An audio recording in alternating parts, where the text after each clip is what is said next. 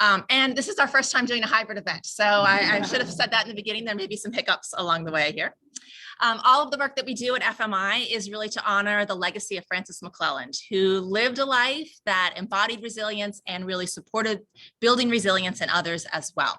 She was a generous philanthropist and a tireless advocate for marginalized populations. We are also thankful to the support from another U of A alum, Pam Turbeville, who makes this speaker series possible and contributes in so many ways every day to the Norton School of Human Ecology, and where FMI is housed.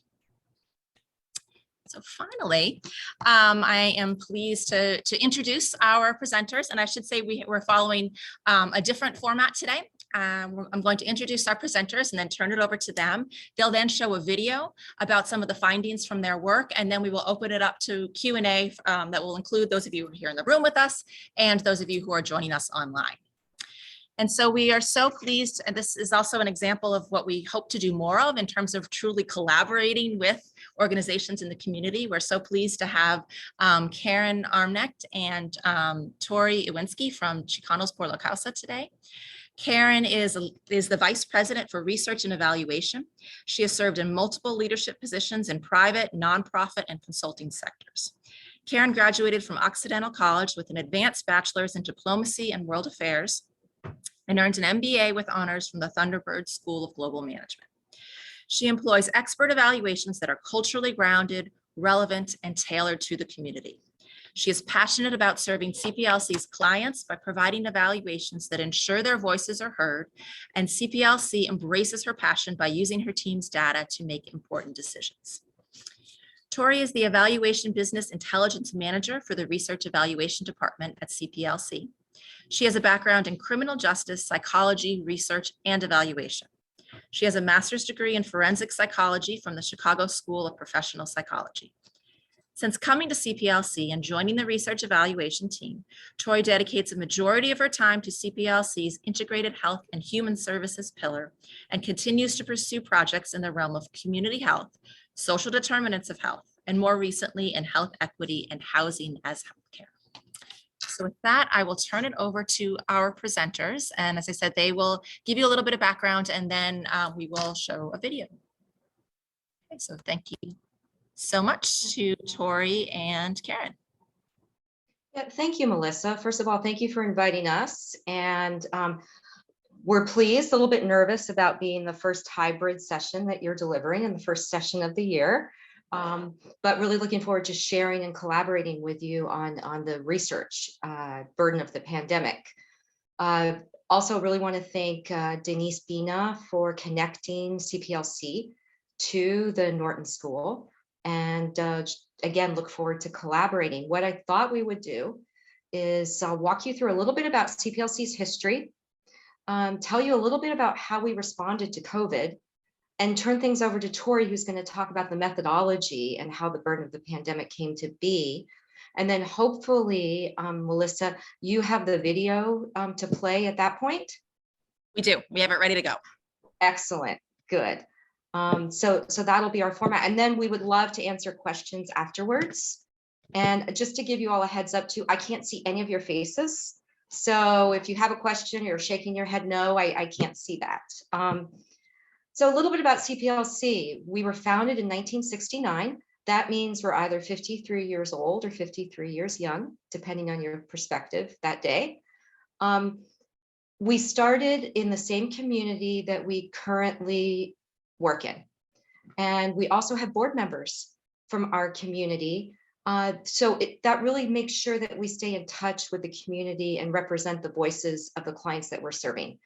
We started as a civil rights movement. Our founding mothers and brothers and fathers walked out of the Phoenix Union High School demanding equality in education and putting an end to discrimination. In 1972, Cesar Chavez also had one of his hunger strikes at the Santa Rita building at CPLC.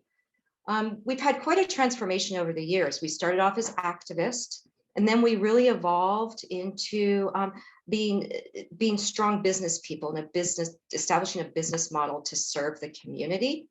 Then about 7 years ago, when our current CEO, David Adame, took the helm, we really now are at a hybrid where our mission is to economically and politically empower the clients that we serve.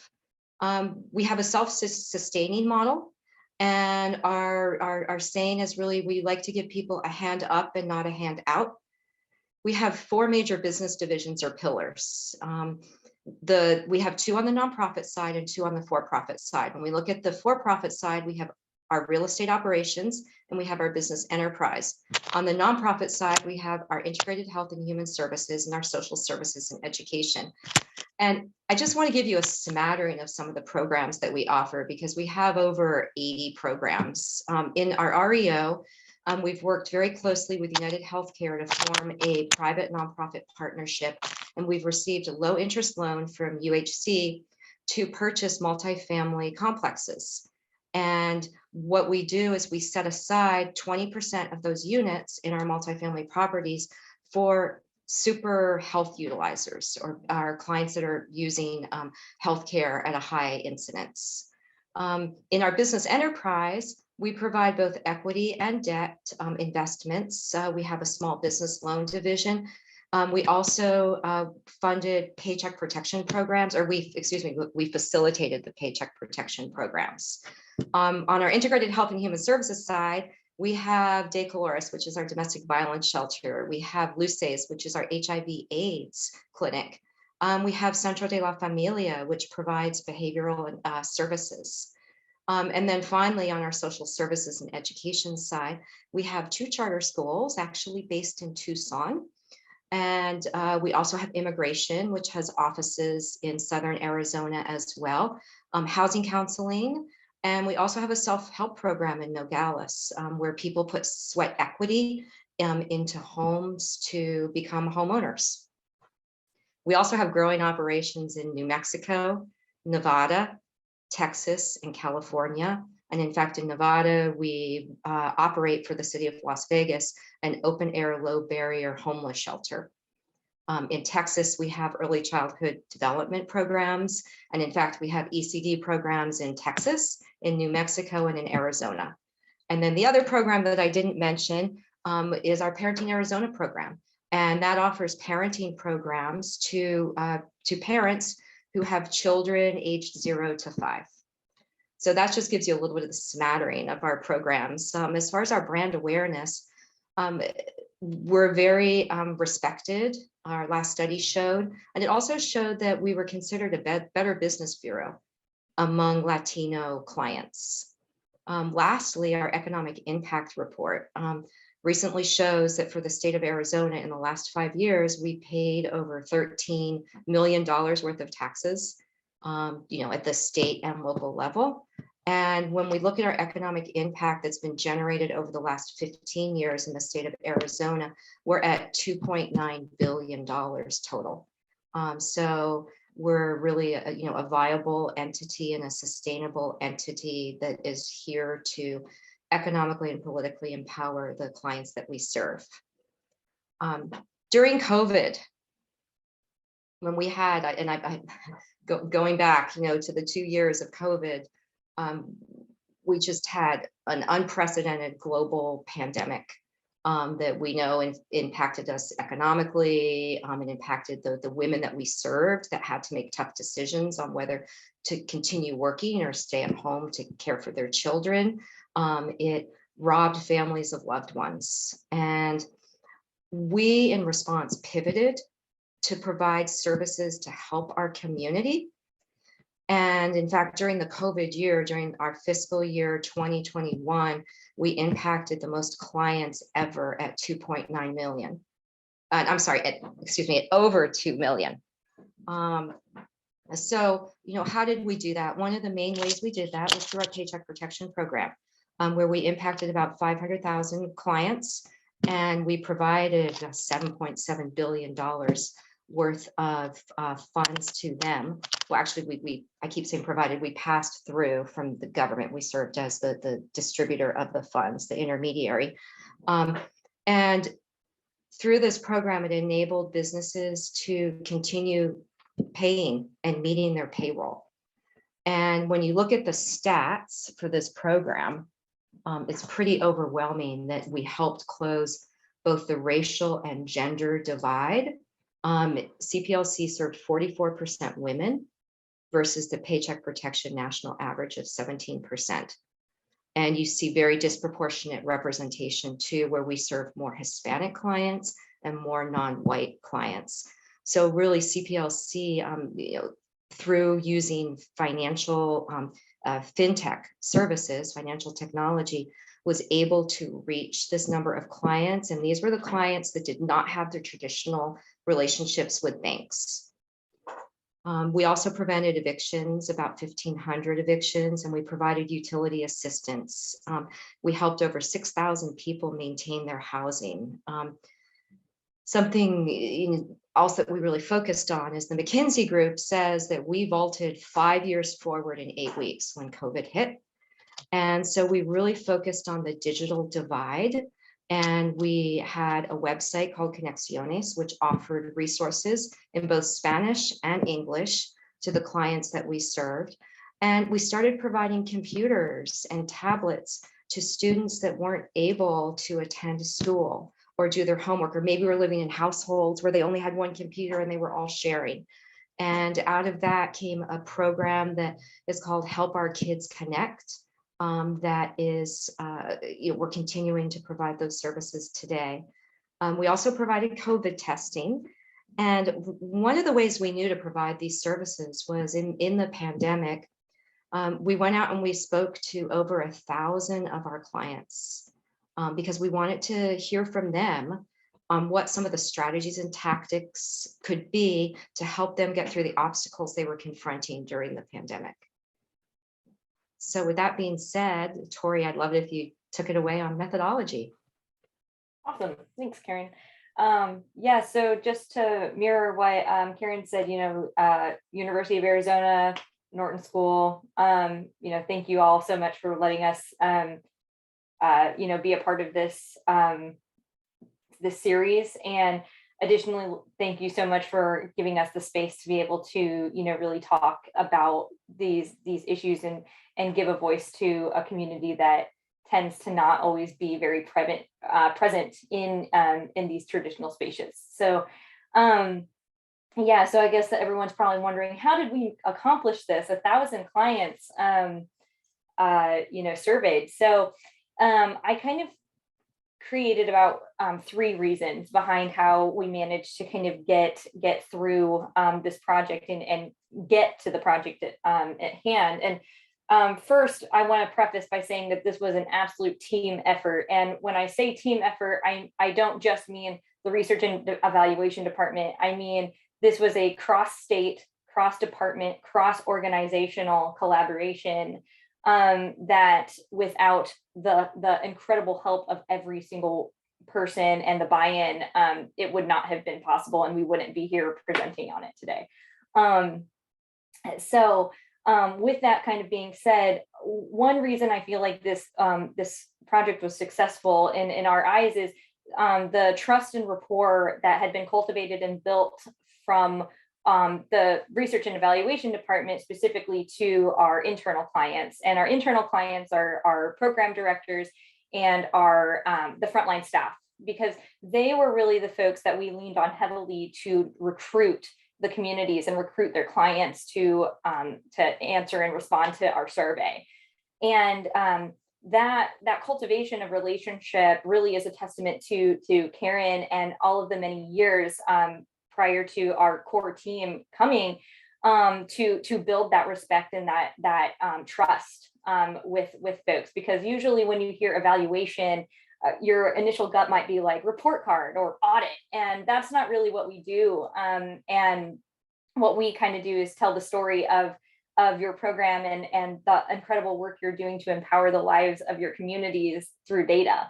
And so that trust was essential. And then additionally with that trust was the passion and the motivation and the buy-in of the project that we were proposing.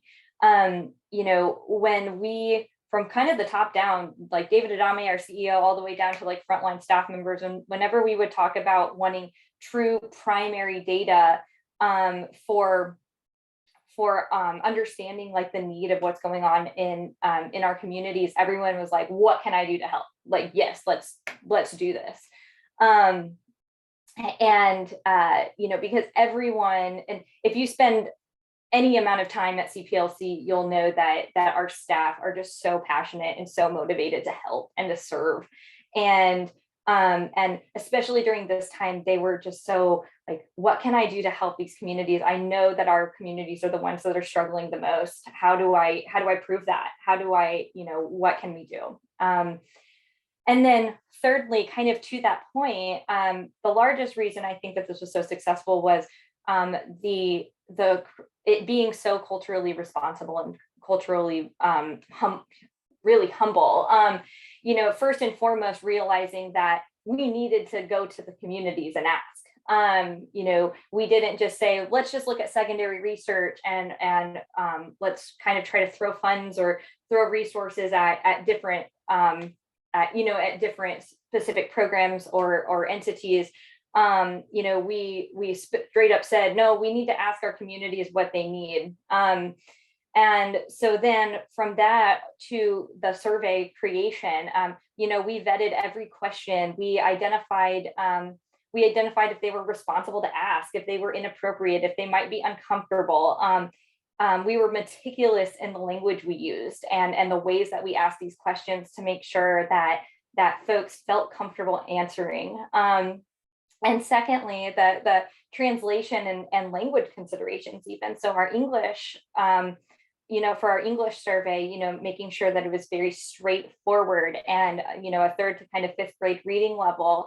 And in our Spanish, I want to spend a little bit of time talking about that because we didn't just kind of outsource the Spanish to translate it. We actually have this really incredible team member who helps a lot with our translation. And what it is the Spanish that it was translated into was really the Spanish that our kind of general Spanish speaking client speaks, not because a Spanish dialect and slang and Spanish does not always equal Spanish, does not always equal Spanish. And so we were trying as best as we can to remove those language barriers so that there is just not that, so that it's understandable. And then finally, another big way that we realized that this needed to be very responsive to our communities across all states is that, we acknowledged that we needed especially the hardest to reach clients in order to make this successful and in order for this to be, we really know now what we need and what the community needs. And ironically enough, the hardest to reach clients are the ones that are the most difficult to get a hold of. And so we again had to think of all of the different barriers that could be in the way and impede our communities and our clients to get a hold of the survey and to be able to provide their voice and their opinions and their needs to us. And so what we ended up doing is we understood first that not everyone had access to technology. Karen had mentioned the digital divide, and in our report, actually, also, we talk about how, the digital divide is very prevalent and disproportionately impacts our clients. So we said, well, it can't just be technology, but the amount of folks we need, there's going to have to be a technology option for analysis. And furthermore, we knew that over 90% of the Hispanic consumer market has a smartphone. And so we were like, all right, so we know that technology might be an issue, but also though, if we could do if they could use their smartphones. So we created QR coding and just really easy, scan it. And even in our flyers for recruitment, we listed the steps of how to scan the QR code for them to again, break up that barrier of knowledge. And so I said we use traditional web links for folks who may have had a tablet or laptop and may want to take the survey at home. But we didn't really just stop there. We had obviously paper, and then we used text messaging, email, one-on-one over the phones interviews, and even one-on-one in-person interviews. So again, just really trying to take into account every potential barrier that could have made it hard for someone to not respond to the survey.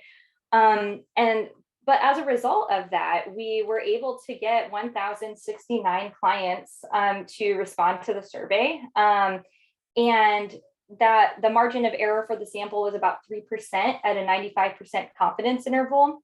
And actually a quarter of our folks did respond in Spanish. So taking that extra effort into translating, I think, was definitely beneficial because of the high proportion of folks who did end up responding specifically in Spanish. So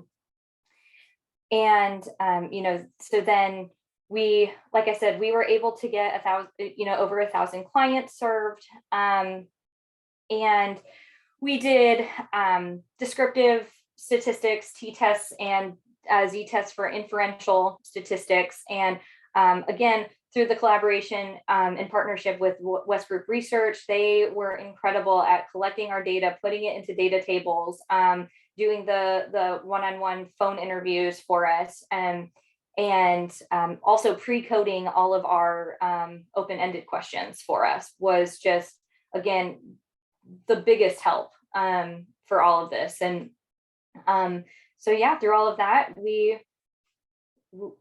our result is our report and this awesome video that y'all are about to see.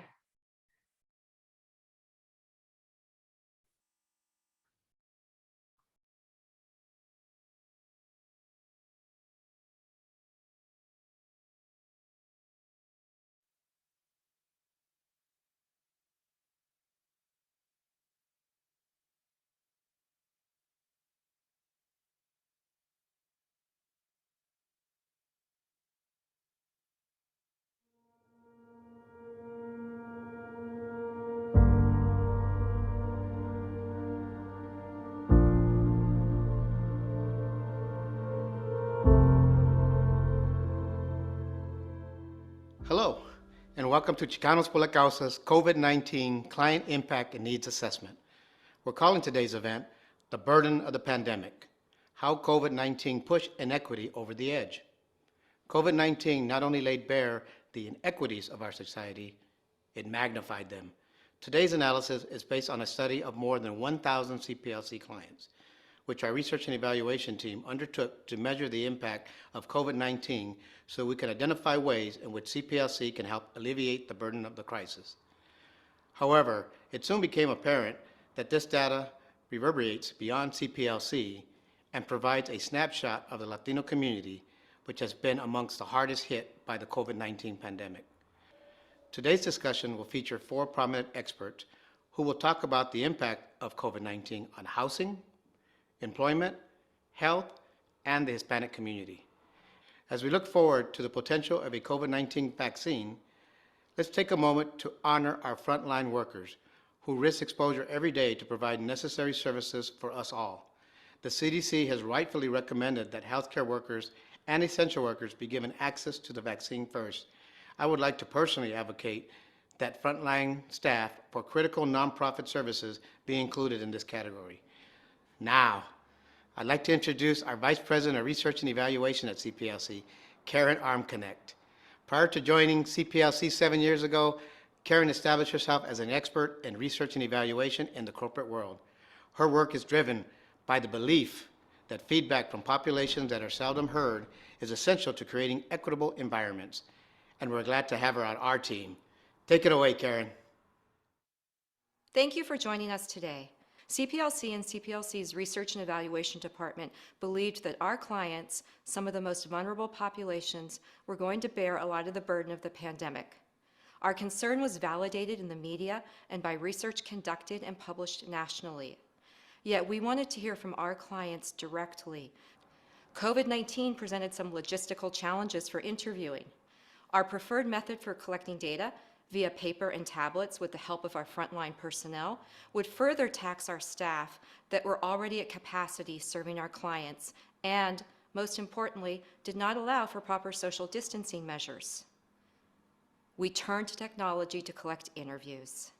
We knew this was a risk as our clients are from a traditionally hard-to-reach population that has limited access to or experience with technology. We invited clients to participate via QR codes, text messages, and web links. In short, a full multimodal survey experience for CPLC clients was created. To fully represent the clients we serve, there were some exceptions. For example, our seniors completed telephone interviews, and paper surveys were used as a backup with proper social distancing measures when needed. As David mentioned, we collected more than 1,000 interviews from August 14th to September 9th. Interviews were conducted throughout Arizona and at our homeless shelter in Las Vegas. 3/4 of surveys were completed in English and 1/4 in Spanish. 2/3 live in poverty, and more than 77% represent communities of color. More than half are Latino, a little over 1 in 10 are African American, a little under 1 in 10 represent multiracial, Native American, and Asian clients. The remaining 1/4 are white. Today's presentation will focus on Latinos. However, the full report, which includes information on all groups, will be available on the CPLC website. I'd like to thank West Group Research, who went above and beyond administering all aspects of the data collection efforts. Every interview and more than 1,000 interviews were collected represents a client's voice, which is the voice of a person, an individual that is rarely, if ever, heard. I have the pleasure of introducing Lydia Aranda, who will be sharing our study's findings related to the Latino community and women. Lydia is president of CPLC's Southern Arizona and Border Region. At CPLC, Lydia engages local, national, and global communities in collaborative community and workforce solutions, immigration services, small business support, community schools, and housing development to create strategic programming for CPLC's students, families, and entrepreneurs across Southern Arizona and the binational region.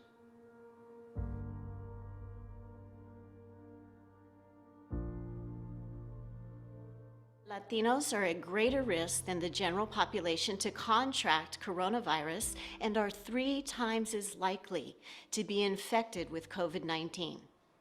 Why is that? The high incidence of COVID-19 among Latinos is linked to overrepresentation in the food and service industries, retail, construction, transportation, personal care, and agriculture.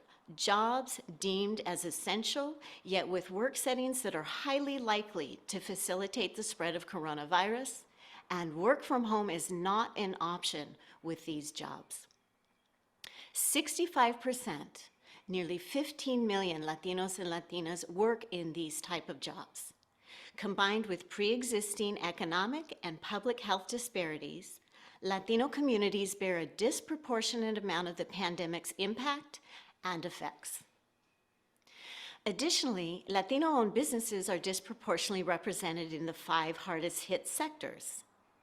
Since the start of the coronavirus outbreak, about 2/3 of Latino households with children report serious problems caring for their children, and more than 1/3 report serious problems keeping their children's education going. Research also shows the overwhelming burden of this pandemic lands on Latina women. Already earning the lowest wage of all ethnicities, COVID-19 has intensified the caregiving and logistical demands for Latinas. Stay-at-home restrictions are forcing single mothers, especially those working essential jobs, to more and more frequently have to make the devastating choice between working and putting their families at risk, or giving up work so as to care for their children. We see this in some of the most recent national research. We hear this from our own client impact surveys and needs assessments, and we know this because we live it, like many of you do, every day in our work. Let's take a closer look at some of what we found from those we serve. The typical client surveyed in the CPLC COVID-19 Client Impact and Needs Assessment is similar to our typical client served here at CPLC. She is Latina, between 30 and 44 years old, and with at least one child under 18 in her household. She's experiencing isolation from friends and family, and also employment instability. She needs help, social services help, education assistance for herself or for that child, and other resources related to housing, such as rent, mortgage, or utilities assistance, food assistance, and medical or mental wellness services. So what does the data show us? Well, among other things, Hispanic clients are reporting significantly higher rates of extreme COVID impacts within their work or school participation, economic situation, and within their physical well-being, more than white clients. Over half of the women surveyed reported having a negative change in employment due to COVID-19, significantly more than males. 23% of CPLC female clients surveyed reported the need to leave or reduce work hours in order to take care of their children at home, versus 6% for males. Due to so many childcare options being unavailable at this time, many Hispanic individuals, and significantly more women, have had to sacrifice their jobs. 3 in 10 Hispanic clients report childcare as a daily stressor, versus 8% of white individuals, and the pressing need for childcare and education were reported at a significantly higher rate among Hispanic clients than the general survey sample. So what exactly did our clients tell us? Me quedé sin trabajo. Nadie puede cuidar de mis niñas para salir a trabajar. Donde las dejaba tienen COVID. Infectaron a mi niña de 8 años, no puedo salir ni a buscar comida y es tremendo.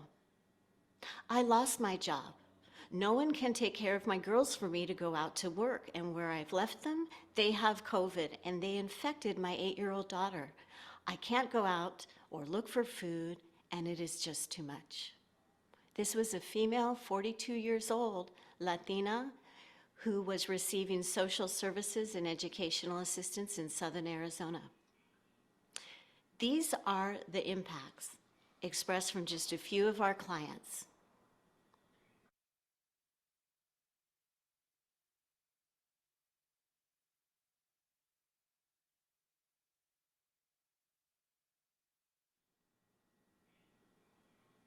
This is the reality of what they face and what they are trying to solve for when they seek our help and our guidance.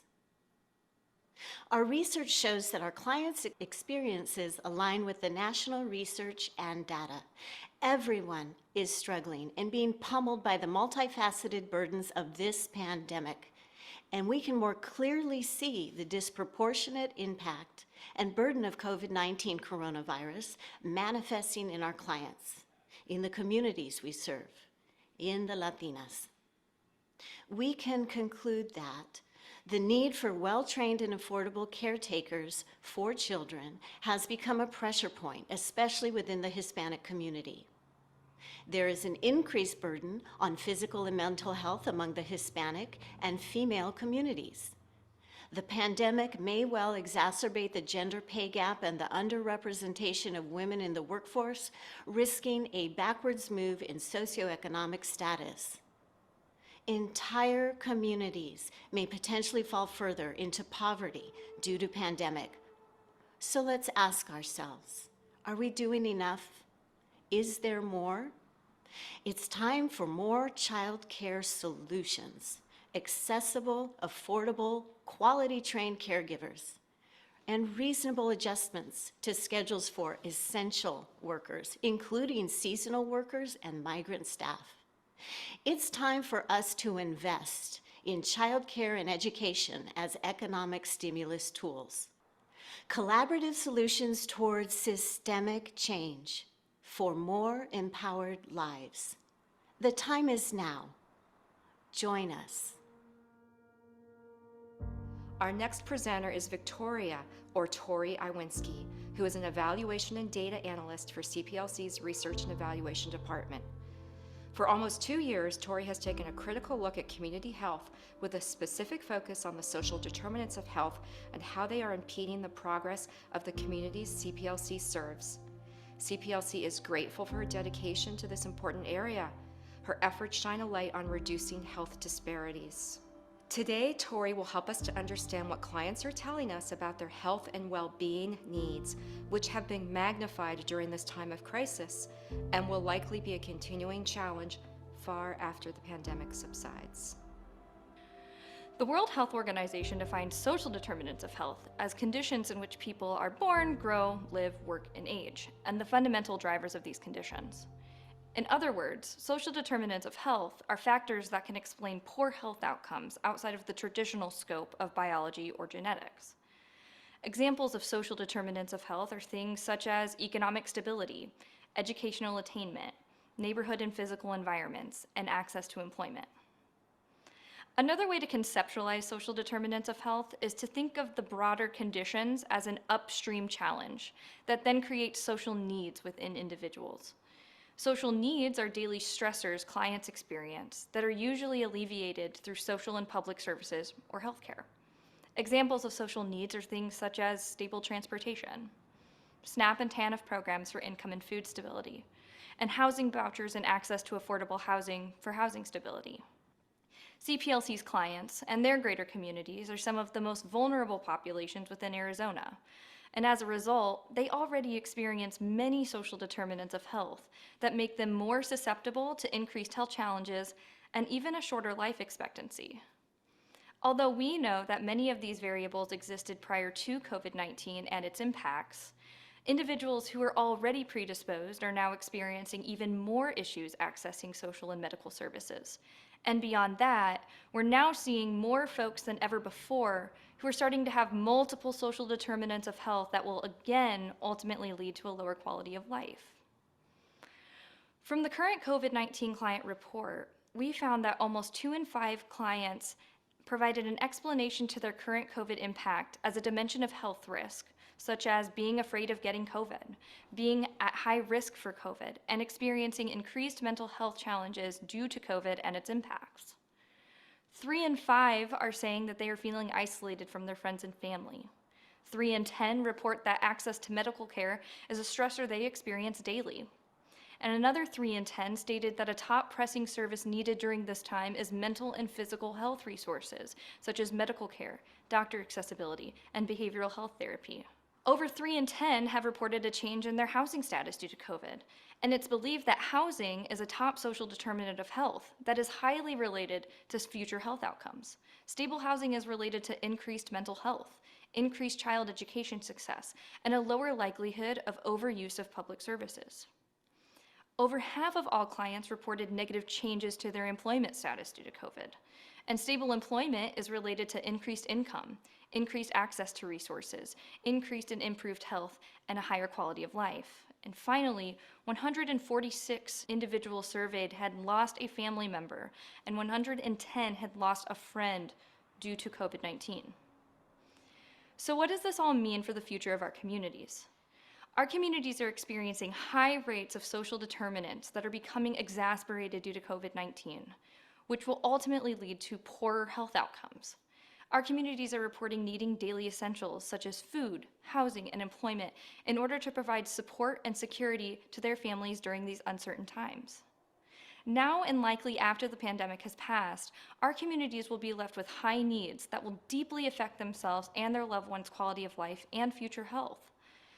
Additionally, what we're seeing right now is that the big problems within our community are related to economics and daily essentials, such as the need for income, food stability, and housing. And although healthcare is a perceived stressor, it is to a lesser extent than economic stressors at this time. But this makes sense when we think about these needs in a type of pyramid, where basic needs are required before other needs can be fulfilled. Our clients are requiring essential needs and security right now. They need to make sure that they themselves and their families are taken care of, and that there's enough money and resources to go around.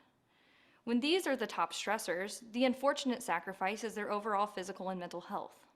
For example, a female client from Central Arizona stated that she had to continue working as an essential worker in order to pay for her increased electricity and food bills. Essential workers are putting their health at risk every day there on the front lines. But when you have to make a tough choice between your health and your financial security, most will choose the latter. Another factor not being discussed presently due to these high needs are that clients are living in a constant state of anxiety on top of experiencing high social isolation. People are grieving, are dealing with canceled plans, are making fewer social connections, and they're likely not processing these emotions due to all of the other pressures currently put on them. And when unprocessed anxiety and fear continues for a long time, likely outcomes are things related to heart disease, diabetes, and thyroid problems, just to name a few. I say all this as a warning for things that are yet to come for many of our clients and the greater community that's being impacted by COVID-19. The economic situation may subside and housing may become more stable, but what's going to be left is a lot of unprocessed grief, anxiety, and people who are going to be experiencing many social needs that will ultimately decrease their overall health and quality of life. All workers were hard hit when the pandemic started. However, The Economist recently reported that rates for high-earning workers, those who make at least $60,000 a year and up, have recovered, while the unemployment rates for low-earning workers, those who make less than $27,000 a year, have not. The nationwide unemployment rate for low-earning workers is still roughly 20% below where it was in January.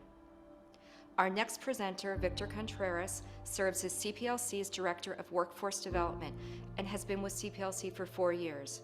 Victor leads CPLC's workforce development activities across Arizona, Texas, Southern California, and Southern Nevada. Victor will be presenting on essential workers and unemployment among CPLC clients. The COVID-19 pandemic has been difficult for many individuals and families across our nation.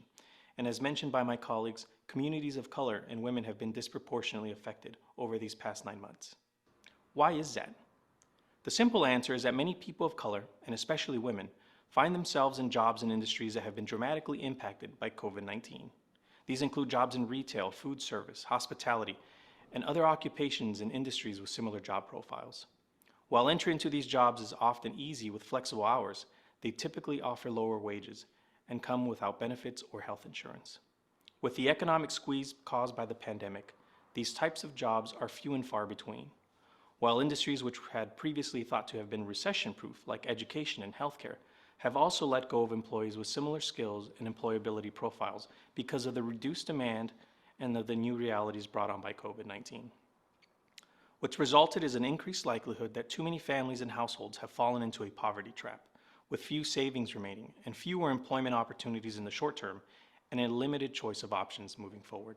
In fact, CPLC's own data shows that 46% of our clients have experienced negative economic or work status change, creating additional strain amongst our most vulnerable populations. Behind social isolation, employment was identified as the number 2 stressor in our client survey, with over 40% of clients worrying about losing their job or involuntarily having their hours reduced.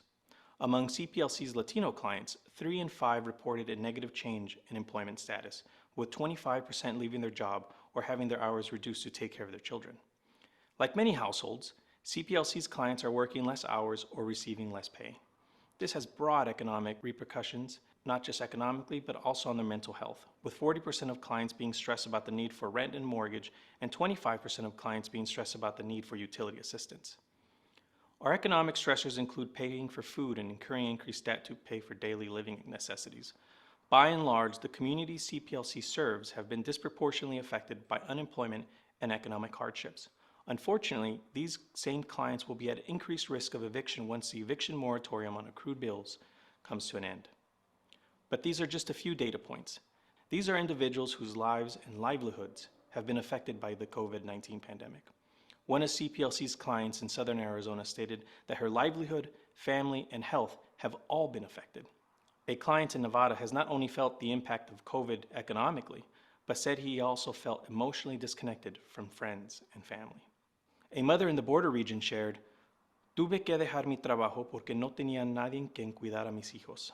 I had to quit my job because I had no one to take care of my children." These individuals are doing their best to stay afloat and provide for their families while still dealing with the children learning from home, bills, car payments, and rent. The question then becomes, what can be done? Well, it's important to remember that many of these individuals have a strong work ethic and already possess the essential skills they need to begin a new career. we need to increase our efforts around adult basic education to help individuals gain a high school diploma or its equivalent like a GED or HiSET.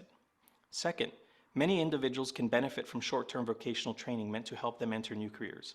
These are simple trainings that can help people begin jobs that may be work from home in customer service, accounting, payroll, and a growing number of advanced business services.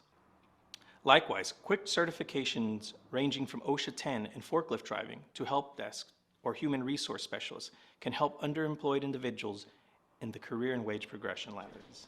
Additionally, we need to develop new and focused workforce initiatives like those led by CPLC in Arizona, New Mexico, and Texas. These workforce initiatives harness the power of collective impact by bringing in many partners, reducing duplication of effort, and setting short-term goals that support and complement the existing workforce system. Lastly, we must all advocate for client-centered programs and services that are flexible to meet the needs of our clients, like CPLC's Household Resiliency Program in Tucson, where we focus on communities, but also put a strong emphasis on case management and support services.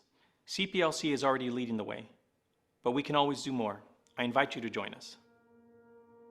We now turn to Nikki Ramirez, the director of CPLC's Permanent Supportive Housing Program.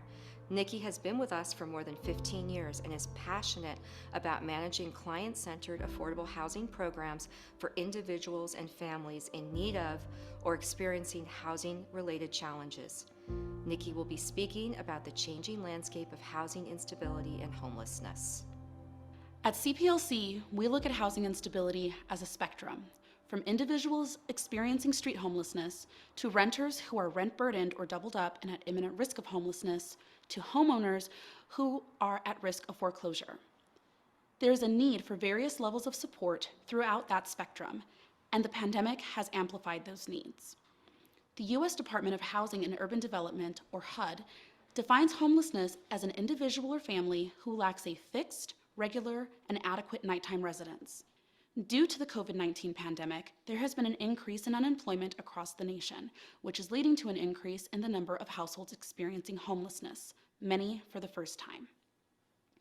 The current unemployment rate in Arizona is 8%, with communities of color seeing a higher rate.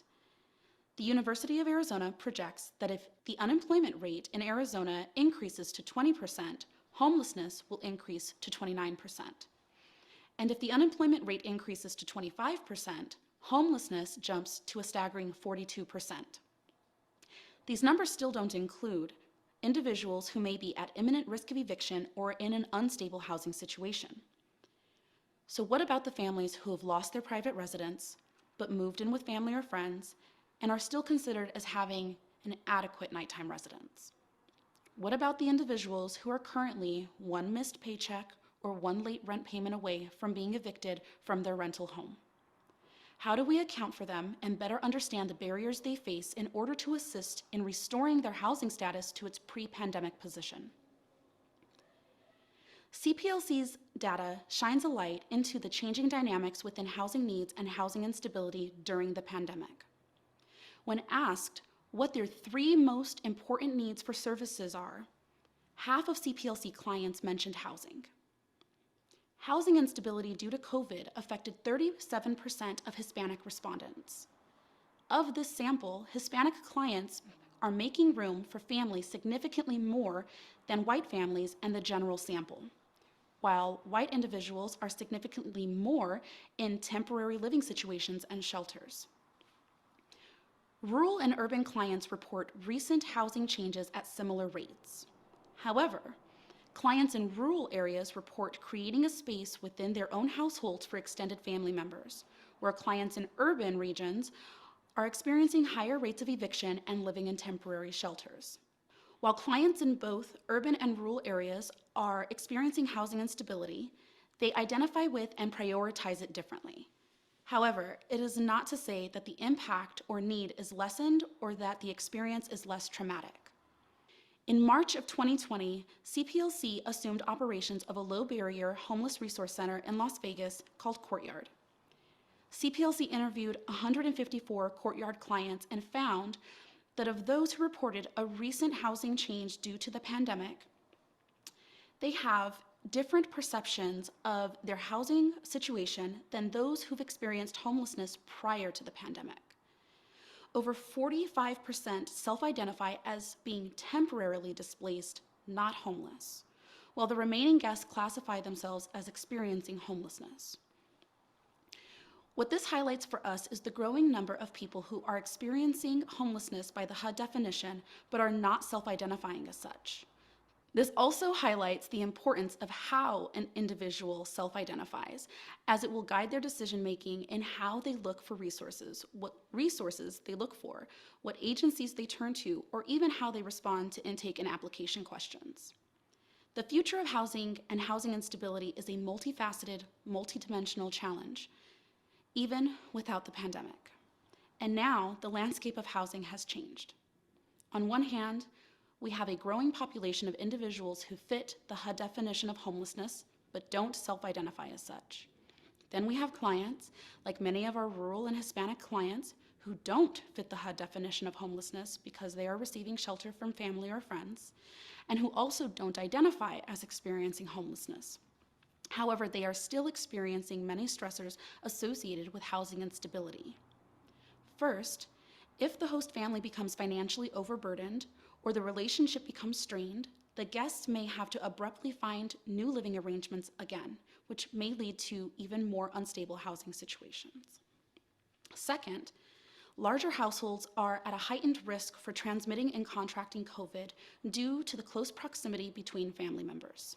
Additionally, these renters are dealing with higher utility bills, higher food costs, and may be stable only due to the current eviction moratoriums. Once the moratorium ends, a likely scenario for many renters will be what is being coined as an eviction tsunami, where property owners and managers will need to immediately start eviction proceedings on renters who cannot reach agreements on plans to pay past due rent, which in turn will lead to increased homelessness and a greater social problem within the country, with communities of color bearing a disproportionate burden. The data highlights that not only is housing instability underreported, but experiences of homelessness are different for everyone. And because of those differences, there's no one-size-fits-all solution. Experiences of homelessness look different based on region or ethnicity, and self-identification with homelessness is different based on whether homelessness has been an ongoing struggle or a new experience. Housing instability is a crisis within a larger crisis, and the landscape of housing instability has evolved in the country. The need for policy change to reflect this evolution is necessary so that everyone has an equitable opportunity to meet their health and housing needs, especially after the pandemic subsides.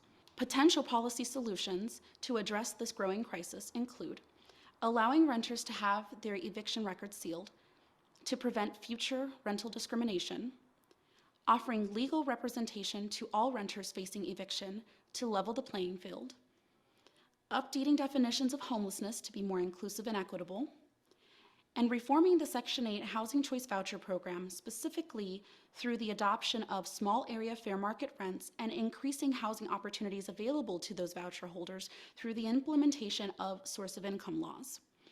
In a time where thousands of individuals and families have suffered from loss of income, housing opportunities are scarce, and homelessness is on the rise, now more than ever, we need to reduce barriers to the solutions that are already in place but not serving their full potential. Today, we heard about the impact and the realities CPLC clients and the greater communities they represent are experiencing. We also learned that these needs and barriers might not just be occurring in our backyards, but in many similar communities nationwide. Among isolation, employment, food insecurity, utility assistance, childcare needs, and remaining in their homes while trying to stay not just physically, but also emotionally healthy, our clients are doing their best to navigate these challenges in the throes of a pandemic. The Latino and vulnerable populations are being hit hard by COVID, and more must be done. Hopefully, the insights will motivate us all to prepare for the future and work together to have frank discussions about how to deliver programs, develop new solutions, and create policies to help achieve equitable recovery. If you would like to know more, the entire published report, as well as this presentation, will be available on CPLC website, cplc.org.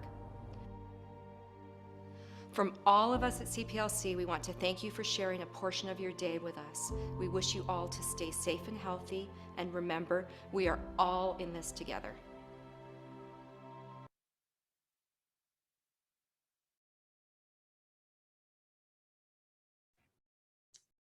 Okay, thank you so much for sharing that video. And maybe we saw the link. We can also put the link in the chat for everyone if you'd like to access the video or other resources. We would like to turn to question and answer now, so we can open it up to those of you in the room. Those of you who are online, if you have a question, if you put it in the Q&A module, then we can go ahead and read it out for you. Go ahead. So you guys talked about. Can you speak up a little bit? Oh, let me actually.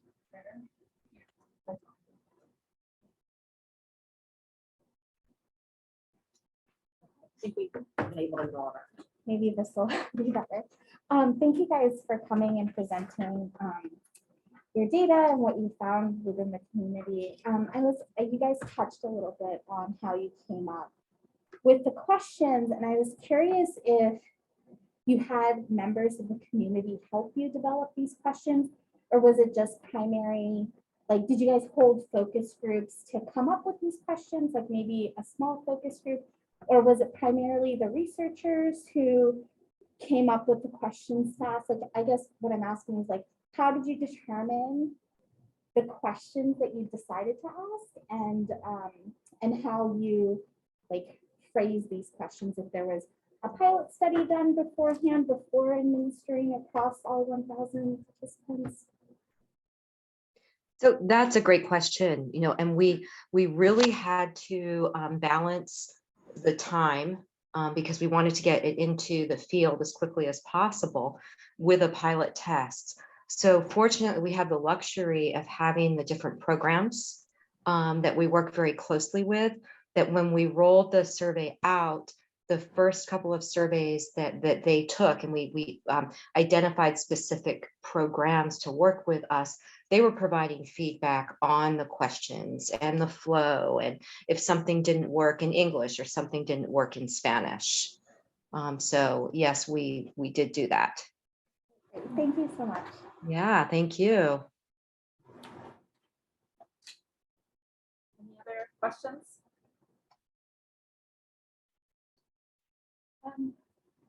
I'm curious to know if you're going to be doing something similar now that kind of we're on the other side of the pandemic, and like if you expect that to look differently in any way in terms of the needs or the challenges of the community. Norma, I love that question. Absolutely. The vision that I have is to do some type of a COVID culture survey, just to see, is COVID still impacting them? And if so, how? And if COVID isn't impacting them, well, how did they overcome those barriers? Because I think that information is equally as important as those who are still confronting the barriers. And I would love to take it to our employees too, because we did do an employee study during COVID just to see how they were doing mentally and physically. We were really concerned about a lot of compassion fatigue among our frontline workers. And, with the number of clients and programs that we implemented, I mean, those programs, rental assistance, would just pop up overnight. So we had employees that were working, over the weekend and then some, 24/7 to get programs up and running. So yes, I'd love to. Maybe we can partner. Yeah, and to piggyback off that just a little bit, I think additionally, we spoke in the video a little bit of it. We do believe that these are going to be, especially the societal and the economic consequences of COVID, are going to be long-term issues, and so we want again to have that primary data to back up that claim and that hypothesis that we have. And furthermore, I will say that we have implemented a question about COVID 2.5 years later in our integrated health and human services employee survey. And there are still quite a few folks who are still saying that COVID is impacting their job currently. So I think it definitely is still, as much as some people are like, well, COVID isn't really like a big deal anymore, it still very much is, and especially in our healthcare, our healthcare folks.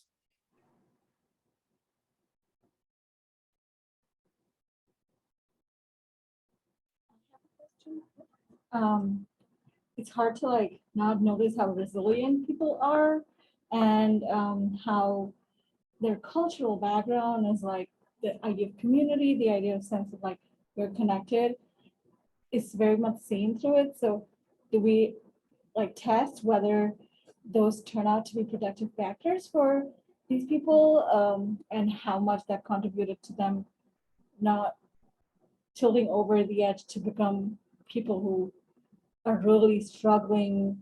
I understand they are struggling, but like even more struggling than what they are right now, just because of these factors act like cushion or like protective mechanisms.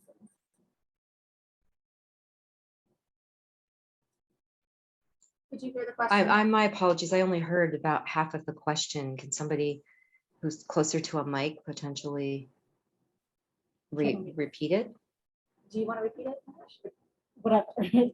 I think what she was asking about was really the extent to which you understand some of the kind of protective factors, like the social connections or the ideas of, moving in with family or these other kinds of protective resources that might be contributing to resilience. Do you have an understanding of sort of how that's associated with some of these longer term outcomes or how you might expect it to be or might be reflecting now that we're further along in the pandemic? Thank you. That's better phrase than sum it up. Okay. Yeah, so I would really lean towards some of the more programmatic studies that we complete to see how the families are responding to COVID. I would look at the outcomes to see have the outcomes, because we track them over time in many of our programs. And do we see the outcomes slipping?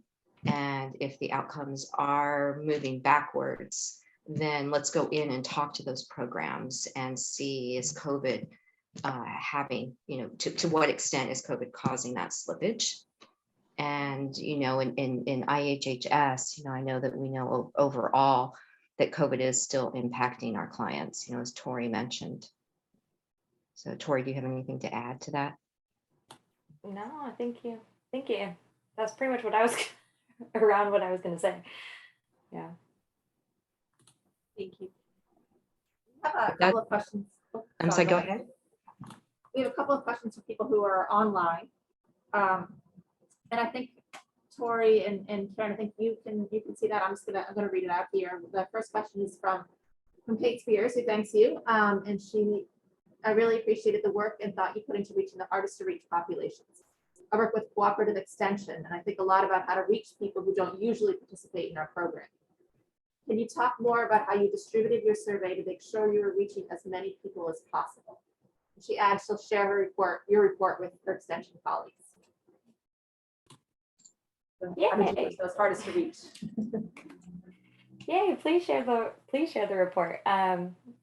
So yeah, I mean, I guess as far as the way that we disseminated the survey, I think first and foremost, we so kind of you might have kind of seen it in the video, those two little like graphics that looked like flyers. So we created those flyers and provided them to the directors of the programs, like kind of throughout the enterprise of CPLC. And with kind of specific instructions to say, hey, could you please, like print these out, post them around your building. It really highly encouraged folks to participate. So that was kind of how we managed to get folks, I guess, as far as like the website and the QR coding. We provided paper surveys to every director to say like, hey, like if someone's coming in and saying, I can't work my phone or I don't have access, then they have that paper copy. I know specifically for Courtyard, Karen, I think they specifically asked for paper only. Yeah. And so Courtyard is our homeless shelter in Las Vegas. And so we gave them access to that paper copy and said, yes, please send that out. West Group, like I said, they did one-on-one kind of over the phone interviews with our Casa de Primavera clients. That's our senior center. And our one-on-one in-person interviews were through, we have a kind of a side program called like Maryvale Food Bank. And it's kind of a food bank that we provide, I think, twice a month through our Maryvale kind of community center. And there were folks who went out and actually administered a survey face to face with those clients as they were kind of waiting to receive like their food box for their family. And yeah, I think text messaging came from immigration, our immigration clients, because actually, yeah, our director said, I've had some success with sending out links via text messaging to our clients in the past, so we can definitely do that. And we also got a hold of client emails based off of actually claim track data, so our electronic health record system. We got email information and sent them out. So it was definitely multimodal, and lots of thought and strategy definitely went into it. So I can't reiterate, it was multimodal. And, you know, we had meeting the client where they were at. And that was our motto during this survey. And, you know, to be really honest, it was pre-COVID, and I was at a symposium with other researchers. And in Houston, it was a big ballroom of about 500 of us. And the question was posed, how many of you in this room are having problems surveying your clients? It was all nonprofits, surveying your clients, and have had to move back from electronic to paper. And more than half of the room stood up. And so when we went into this, we said, you know, we are going to have to pivot, and we're going to have to try technology, particularly to take some of the burden off of the program people that were on the front lines. And that being said, the program people were pretty amazing in that they helped the clients and walk through the electronic portion if the client wasn't able to navigate. So we really pulled out every possible stop we could think of.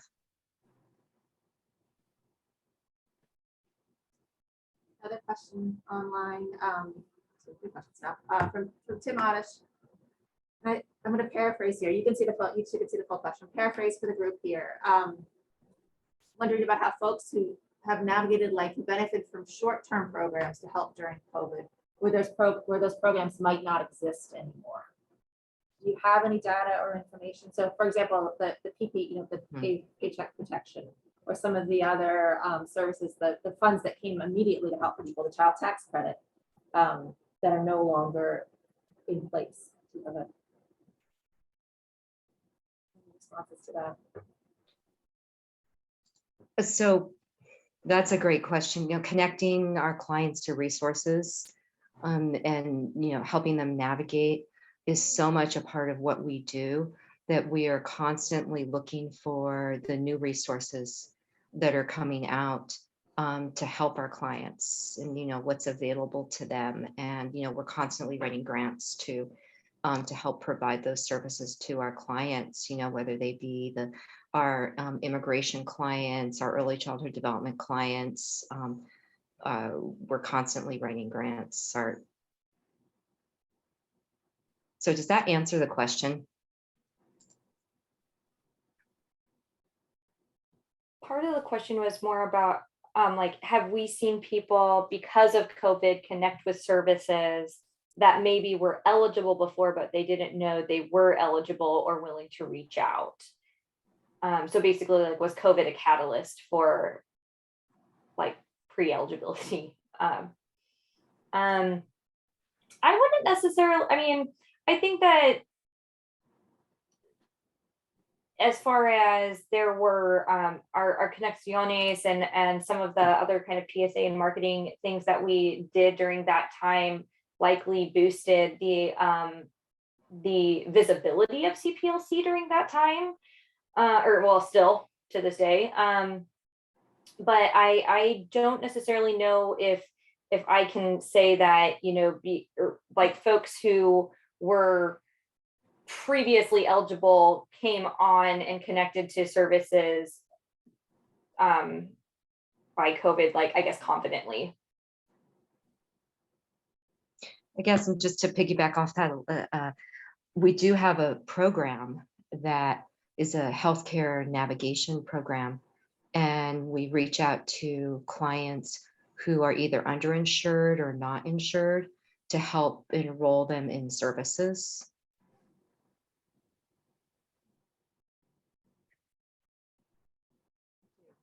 So I promise you all that we put the U of A statistic in there on the employment study that you completed before we knew you'd be watching the video. Yeah, when I saw that, I was like, oh, hey, glad it wasn't ASU.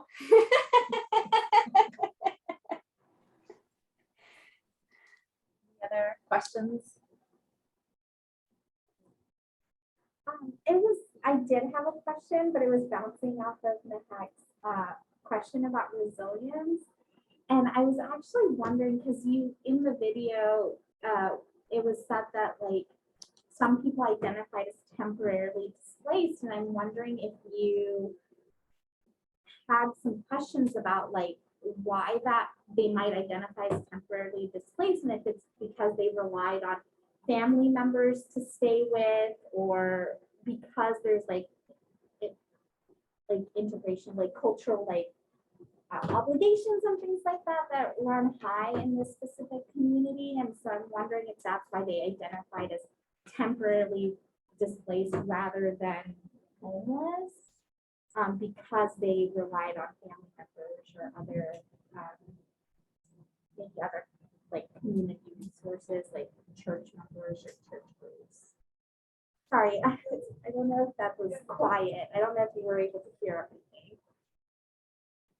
So I think the question was about the temporarily displaced and why they were feeling they were temporarily displaced versus homeless. You know, that was a very interesting finding that we saw, and particularly, you know, the people that were impacted by COVID were the ones that said that they were temporarily displaced. And, you know, I equated it a lot to the 2009 recession where, you know, you had people that had worked so hard to pull themselves up to the middle class, and like overnight, they were back down and hit hard. And, you know, the only thing that I can, and this does not have to do with the research, we don't have this based on data, but the only thing that I can deduce is that these individuals just haven't, that they're not picturing themselves as homeless, and they have a different picture in their mind of what homeless looks like, and it's not them. A lot of them said they had been evicted as well. Yeah, and I think this is just one of those fun things that pop up trend-wise that we didn't expect to see in the data, because the way that we asked I guess to go back to the method just a little bit, the way we asked the question was like, how, like, have you has like housing impacted has COVID impacted your housing, essentially? And then there's like kind of a later question that asks like, what is like kind of like your current housing situation? And so that's you know, they weren't necessarily together, like, you know, because of COVID, what is now your housing situation? And so it was just a really interesting pattern and trend we kind of identified while we were doing the analysis, specifically on the courtyard folks, to say that this is so interesting that everyone who's in you know, who's a guest at the courtyard, which is, you know, an emergency homeless open air shelter, you know, 45% of the folks who are saying that COVID impacted their housing, they're saying they're temporarily displaced, even though environmentally they're in the exact same location as unsheltered homeless folks. So we didn't really ask any further questions on that, but again, it was because we didn't know that was the way that the data was going to go when we started out the survey and sent out the survey. Thank you. That was helpful. Really interesting. Thank you. Just another thing that we're monitoring really closely with our homeless population is, you know, what does the face of homeless look like? Is it just a single individual now? Or are there more families?